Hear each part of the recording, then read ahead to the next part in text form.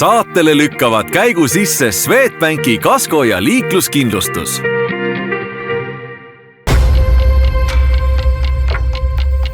Mobile autokeskus. Järelturu boss. Autoportaalis saad lisada müügikuulutuse tasuta. Autoportaal.ee. Osta, müü, rendi. Ideaalautos on autovahetus kiire ja lihtne. Meie müügisalongis ootab sind lai valik garantiilisi vähekasutatud autosid. Rootsist tellitud auto kätte vaid 7 päevaga.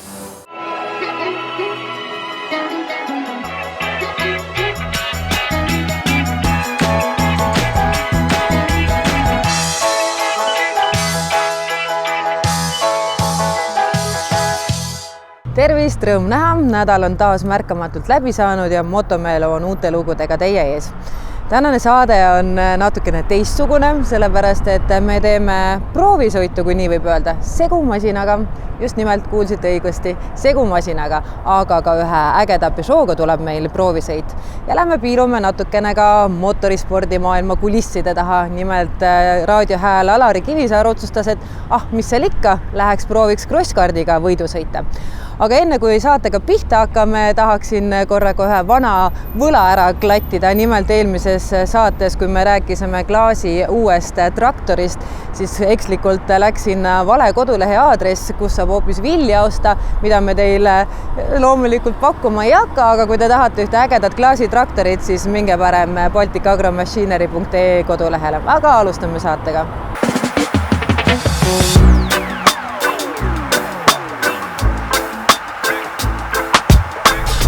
Tänane proovisõiduauto on Peugeot 408 facelift ehk ta on saanud väikese värskenduskuuri. Väga hea asi on tehtud veel paremaks ja selle disain, tõeline meistriteos. Alustame sellest, et tegemist ei ole täiesti uue autoga, vaid faceliftiga, ehk siis see tähendab, et mudelit on uuendatud. Siin on rohkem julget disaini, tehnoloogiliselt parem, mugavam, vaiksem. Kui eelmine Peugeot 408 valiti 2024. aastal aasta autoks, siis ma olen enam kui kindel, et nüüd see facelift järgib seda sama joont.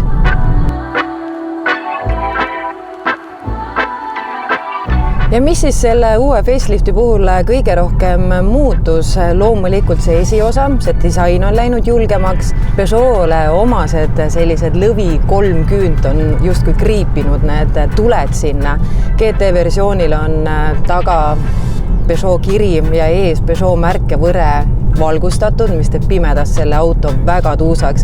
Meie proovisõiduautol Peugeot 408 on siis uus faceliftile omane roheline värv, mis on tõeliselt pilku püüdev ja see sobib selle ägeda julge disainiga. Ja ma olen enam kui kindel, et see auto ei jää linnapildis märkamata ja isegi avastan tihti ennast vaatamas niimoodi peegelduste pealt seda autot, et küll on ikka ilus. Kui piiluda kopoti alla, siis meie käsutuses on hübriidauto, 1,2 liitrine bensiinimootor ja natukene elektriabi ja sellega tuleb keskmine kütuse kulu selline 5 liitrit, mis on täiesti olematu, tõeliselt ökonoomne auto. Et jah, võib-olla kui sa numbreid vaatad, siis mingisugust erilist sportauto elamust siit oodata ei maksa, aga seest on üli mugav, vaikne ja kogu see disain siin sees tekitab sellise premium auto vaibi. Ja valikus ongi nii hübriid, pistikhübriid kui ka täiselektriline Peugeot 408. Sõiduomaduste poolest on Peugeot 408 väga mugav. Ilmselt, kes ei ole varem Peugeot'ga sõitnud, siis see iCockpit ja selline kandiline rool võib-olla esmakasutusel tundub natukene võõras, harjumatu ja võib-olla mis üks asi ka harjumatu on see, et kuna tegemist on sellise kupeeliku kerega, siis see tahavaate osa on natukene selline piiratud nähtavusega, aga sellega harjub väga kiiresti ära. Sees kogu see disainilahendus on nii kihvt, on hästi voolujooneline, nurgeline ja see näidikute plokk, see on nagu mitmetasandiline, selline justkui nagu 3D, et need erinevad näiteks kiirus ja kõik läbisõidud, kõik need nagu kuvavad sulle, sa oleksid nagu kinos natukene. Faceliftil on tehnoloogiat natukene muudetud paremaks, loomulikult tehtud. Kogu see ekraani kasutus on hästi mugav, siin on olemas kiirvalikud, loomulikult on olemas ka nupud ning selline kena pulk, millega sa saad oma näpujäljed siit ekraani pealt ära pühkida. Ja kui väljas see auto võib-olla tundub selline pigem natukene väiksem, siis ma ütlen, et sees on siin ikka ruumi piisavalt ja ka pagasiruum on päris mahukas. Et selline väike pereauto võib olla küll vähe sellise julgema disainiga.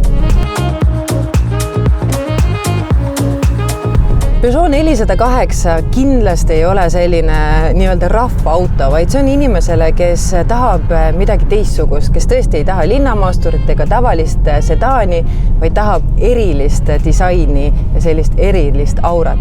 Kõikidel Peugeot sõiduautodel on suureks plussiks see, et seal on 8 aastat garantiid või 160 000 kilomeetrit läbisõitu. Pluss siis garantiiperioodil kehtib sul ka 24/7 maanteeabi.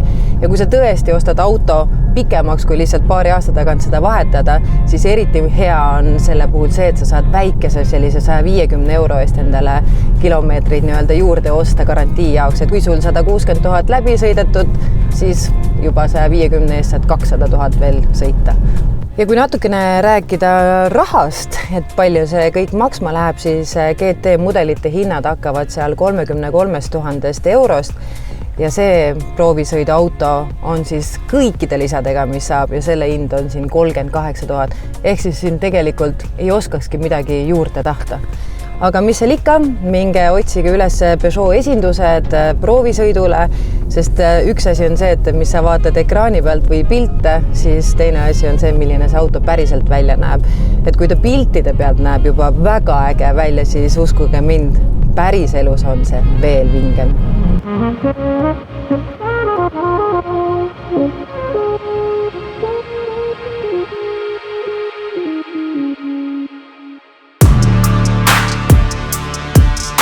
No nii, Alari Kivisaar, kas võib öelda nüüd endine raadiohääl tulevane motosportlane või saab võrdusmärgi lihtsalt panna? Ma arvan, et paneme võrdusmärgi, jah. No kõigepealt ma arvan, ma pole ainukene, kes tahaks küsida, et mis sul juhtus? Kuidas siis nüüd selline otsus, et hakata crosskarti sõitma, et see ei ole lihtsalt mingi jalgrattaga sõit? Mul oli üks niisugune paasõber, kelle nimi on Tanel Samm, kes ütles, et kuule, kas sa ei tahaks proovida, tead, et ma siin ise sõidan ja tead, võib-olla tead sinna tänna. Ma ütlesin, ma ei tea, et tundub nagu äge, aga ei, tule lihtsalt korra kohale, vaatame seal, vaatad lihtsalt seda autot ja võib-olla tead, proovid sisse istuda ja ei pea midagi tegema ja siis ma läksin sinna kohale, seal oli Eero Nõgene, kes juba ma olin seal autos ja juba ma läksin testile ja kuidagi nii see läks. Ja tegelikult ma mõtlesin, aga miks mitte. Et kui pakutakse midagi nii huvitavat ja midagi, mis on nii päris, et ei ole mingisugune nalja asi või mingi tsirkus või lõbustuspark, et nagu kohe ikkagi päris asi. No, et proovime. Kas võistluspinge tuli ka peale, sest tegelikult ju ikkagi esimene võistlus ja olematu kilometraažiga teste? No see pinge on selle hetkeni, kuni sa stardist minema saad ja teise sisse raiud. Edasi ei ole enam mingit pinget, sul ei ole aega tunda mingit pinget enam. Siis on sul nii-öelda nagu öeldes silmatruutus ja vaatad, et kuidas nüüd saaks kuidagi lõpuni. Ja nagu mitte lihtsalt kulgeda, vaid tahaks ju natuke kiiremini ka sõita. Kas selliseid ohtlikuid momente ka võistlustel ette tuli? Tuli. Tahad sa sellest rääkida? No ma sõitsin ühe selle pulga pilbasteks või 2 neid kogemata. Ja üks sattus mul ikka kohe täitsa auto alla, et ma tegin väikse õhulennu, aga õnneks maandusin ratastele ja mootor töötas ja käik läks sisse ja sõitsime edasi. Ja väga palju ei pidanud mehaanikud pärast remontima ka, et seal mingi polt oli katkile. Mitte sa ei maandunud ainult ratastel, vaid lausa 3. kohal esimene võistlus? No jaa, eks on lihtne maanduda 3. kohale, kui võistlejaid on minu kategoorias 3. Aga ei, igal juhul, et ma selle üldse nagu lõpuni sõitsin, see oligi nagu minu eesmärk. Ega mul ei olnud seal ju kellegiga võistelda või mingit aega taga ajada, kui teised on siin aastaid kimanud. Mina õpin veel käike, eks ole, kuidas sisse ja välja võtta. Ma vaatsin, et crosskardil on suured Nord-auto logod, et mis seos sul üldse Nord-autoga on? Nord-auto on mul nagu teine kodu ausalt öelda. ma ei mäleta isegi ausalt, millal ma viimati mõne oma auto ostsin kuskilt mujalt kui Nordautost, et ma olen siin juba Nordauto omanikuga sõbraks saanud ja siin kuidagi, ma ei tea, siin nagu laabub ja sa saad selle auto, mis sa tahad ja leitakse sulle mingid lahendused ja see Nordauto logo sinna kaardi peale sai niimoodi, et mina ise küsisin luba, kas ma võin panna. Et ma annaks nagu selle hea kogemuse eest nagu omalt poolt midagi vastu. See ei olnud nagu sponsordiil isegi üldse. Nagu me alguses rääkisime, et see ei olnud ühekordne projekt, et ega neid logosid niisama ei kleebita, et tuleb üldse pikem projekt, et mis siis järgmised võistlused on? Nüüd on Kehalas järgmine sõit, et seal saab hüpata, seal on hoopis teine rada, et oled sa üldse proovinud sõita seal juba või sul pole õrna aimuga, mis sind ees hoitab? Ei tea, jah. Et ega ma nüüd ei ütle, et ma terve hooaja läbi sõidan, aga võtame niimoodi etapi kaupa, et vaatame, et teeme selle Kehale ära. Proovime sinna trenni jõuda korrakski, enne kui seal võistlused toimuvad, aga mis seal ikka? Mis seal ikka nii keerulist on? Aga edu sulle, me hoiame su tegemistel silma peal ja loodame, et see ei ole ühekordne Paned jälle pinge peale, ma pean jälle seal Kehalaski ilusti sõitma. Ja no ma tulen vaatan lipukestega ikka tõeline fänn. Ma hakkan plakateid meisterdama, nii et edu sulle. Väga, aitäh.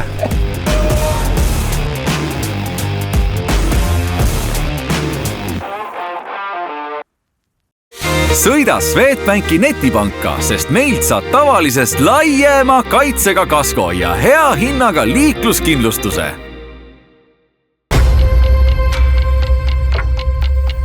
Mobile autokeskus. Järelturu boss. Autoportaalis saad lisada müügikuulutuse tasuta. Autoportaal.ee. Osta, müü, trendi. Ideaalautos on autovahetus kiire ja lihtne. Meie müügisalongis ootab sind lai valik garantiilisi vähekasutatud autosid. Rootsist tellitud auto kätte vaid 7 päevaga.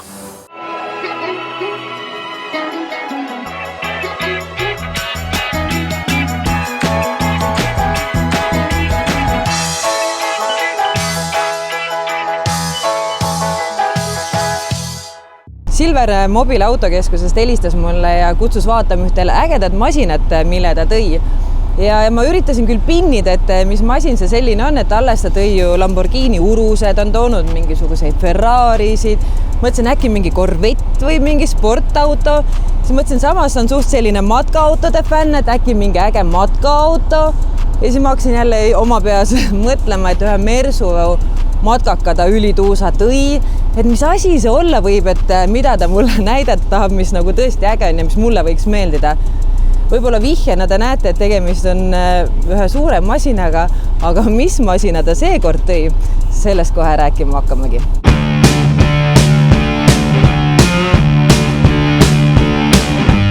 No nali ei ole, päriselt on ta siin ja tegelikult oligi siis mõte, et anda teada ka teistele ja Motomelu kui salline saade, et sa ise ju toonitad, et saaks midagi uut ja huvitavat ja ägedat ja kajastada kõike, ja kuna nii meil oli selle autoga vaja minna Transpordiametisse seda ette näitama, kuna sellist ei ole Eestis, see on esimene, siis nagu meil kombeks, siis me tõmbame linnuks, et check esimene.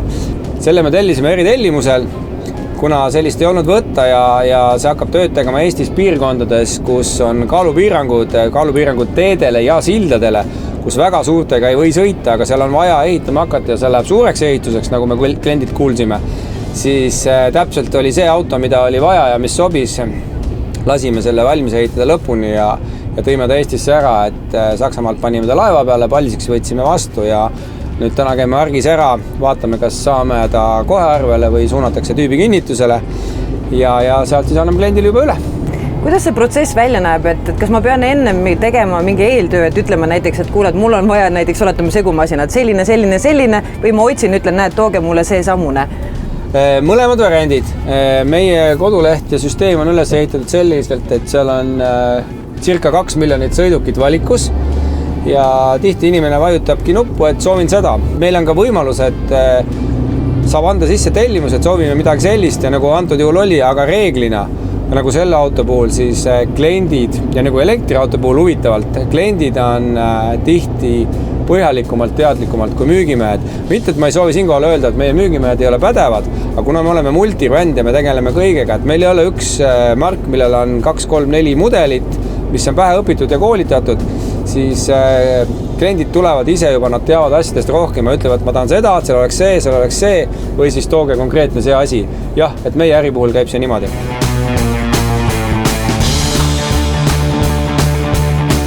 Kui me tavaliselt räägime siin erinevatest autodest, et oi, kui palju ägedaid lisasid on, siis täna räägime ka lisadest, aga mitte auto, vaid näiteks segumasina lisadest. Vaata, kui lihtne on näiteks panna autod käima siit. Sa võid siin proovida, et see ei ole avalik liiklus, et meie maa ja tee, mis tahad. Siin on lubatud. Ja no siin on nagu, sa näed ise, nagu tavaline auto. Sul on ka oma grupi auto ju. Jah. Kas saab vahetada või? Ma olen nii vähe sõit sellega, mul läheb see ära, nii et... Siis teab sissemaksust puudu. Sellest ma ei saa isegi seda nupuvajutust, ma arvan. Ma ei ole kunagi nii suure autoga sõitnud. Ja see ei ole mingi lihtsalt auto, see on segumasin. Issand, kui lahe. Mis on äge selle segumasina puhul on see, et see on põhimõtteliselt nagu tavaline sõiduauto. Sul on olemas kõik vajalikud asjad. Näiteks käiku saad vahetada täpselt samamoodi nagu minu auto. Keerad lihtsalt seda hoobasit ja sõidad. Aga lihtsalt see kõrgus, kui kõrgel sa istud, appikene. Vaatamata sellele, et see on nii suur auto, sellega on nagu nii mugav tagurdada. Siin esiteks kõik 4 ratast pööravad, siin on olemas kõik peeglid, nii et nähtavus on mega hea, pluss siin on veel tahavaate kaamera ka olemas, nii et ma näen, kui mul siin midagi või kedagi taha ette jääb. Mis ma pean ikka autoserti minema, et see katiload ära tegema, aga muidu ma jäängi siia Mobile autokeskuse platsi peale sõitma lihtsalt edasi-tagasi, sest mul ei ole lube, et minna liiklusesse. No mis veel on see segumasin, okei, minu jaoks on ta vau, sinu jaoks on isegi ka natuke vau, vaatamata sellele, mida ägedat sa toonud oled, et mis veel sulle nagu eriliselt meelde on jäänud, et mis ei ole sellised tavapärased sõiduautodega matkaautod? Võtame korra siis segumasina, seda nimetatakse pumiks, aga et siis segumasin, mis siis pumpab pilvelõhku üles selle betooni, ehk siis millel on lisaseade, mis on oluliselt suurem, et see oli võimas masin, millega käia. Ka mingi eritehnika, mis on näiteks 3-rattaline, et ees on üks suur ratas. Et tehakse selliseid väetise masinaid, mis sõidavad põllu peale, väetise laotoreid. Hiljuti tõime 2 puurmasinat, mis on siis lintide peal, et neil ei ole isegi kabiini. Ja need maksavad majade hindu. Arvestades, mis need masinad maksavad, siis ilmselgelt vist ei maksa ise hakata otsima ja tooma, et see risk ei tasu ennast ära. Ma olen alati öelnud, et meie teenus on vajalik nendele, kellel ei ole aega või ei ole vabu vahendeid. Et kui sul on vabu vahendeid ja aega, siis ei ole mõtet meile maksta. Käi ära, too ära, sa saad reisist veel emotsiooni, see jääb sulle lõpuni meelde. Aga jah, et vastus su küsimusele, et pigem inimesed soovivad meile selle eest tasuda, see on meie töö, meil on ööpäevas kõigil ühepalju tunde ja me teeme oma tööd rõõmuga ja inimesed saavad samal ajal teha oma tööd, et tegelikult iga uus asi, mis sa ette võtad, et ma usun, et kui ma hakkaks telesaadet tegema, siis mul oleks päris palju aega enne, kui esimene korralik saade tuleks. Nii et põhimõtteliselt, kui mis iganes pähe tuleb või mis iganes vajadus inimesel on, et tasub küsida üle, et kas on mõistlik, kas seda tasuks tuua või kuidas see protsess välja nägema hakkab? Absoluutselt, seda me teeme ja ka korrutame seda lauset, et kui pea ja muud ei võta, siis tuleb autosi müüa.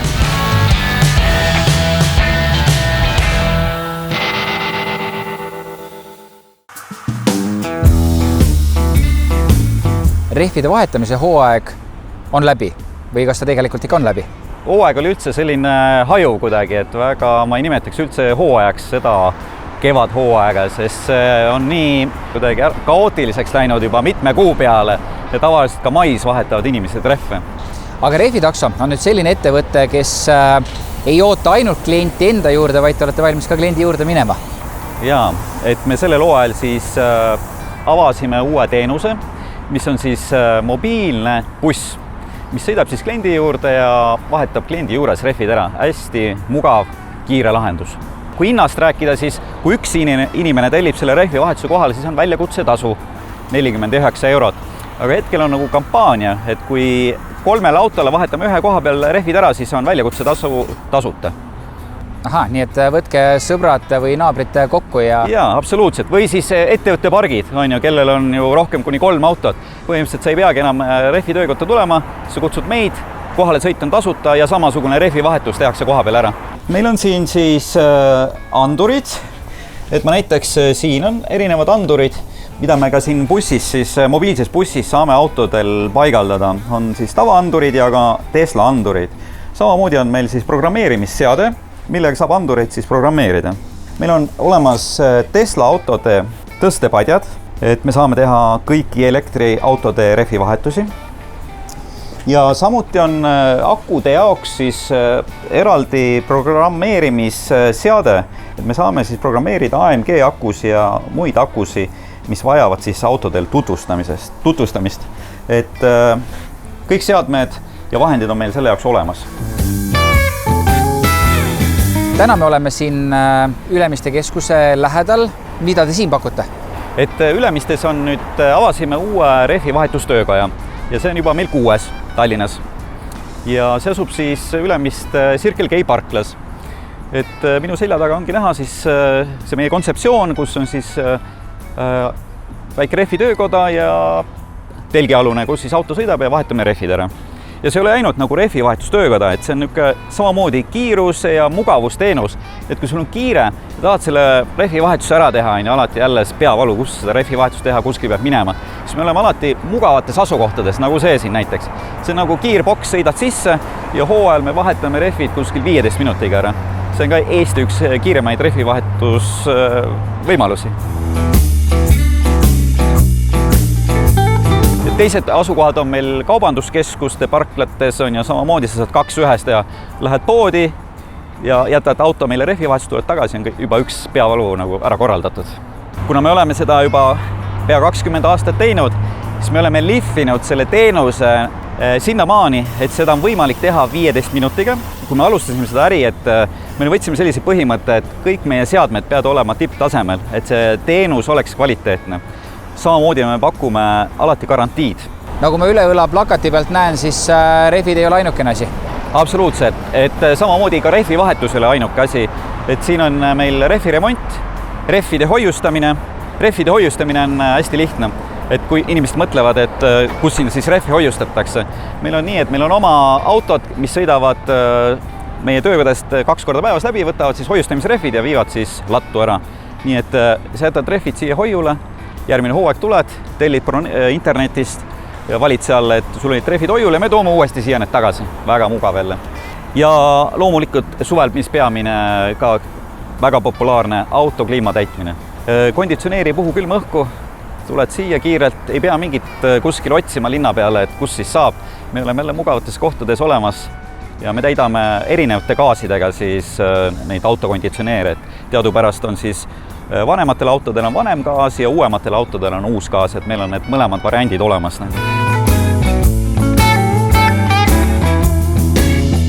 Kas teie juurde tulekuks peab aja kokku leppima või saab ka niimoodi spontaanselt, et astume läbi ja vaatame, kas saab vahetatud? Et ütleme, rehvivahetushooajal peaks kindlasti aja ette broneerima, et kõik on interneti kolinud, nii oleme ka meie. Broneerimissüsteem on internetis. Et peale hooaega võib jooksvalt tulla küll, et siis me ei ole nii hõivatud. Aga ikkagi parem on internetist aeg ära panna, et siis on nagu kindel, et sa saad oma aja ja sinuga tegeletakse.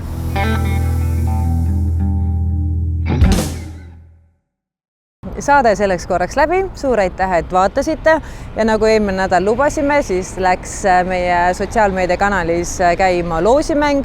Nimelt loosisime välja festivali passid Tallinn Motor Weekendile ja seda teeme ka sellest laupäevast. Nii et iga laupäev on võimalik võita teil Tallinn Motor Weekendi pileteid, kuni siis päriselt see üritus toimumas on. Aga etteruttavalt võin öelda ka, mis järgmises saates tulemas on. Järgmine nädal on proovisõiduks mopeedauto, aga sellest kõigest lähemalt juba järgmisel laupäeval kell 11.30 ikka Kanal 2.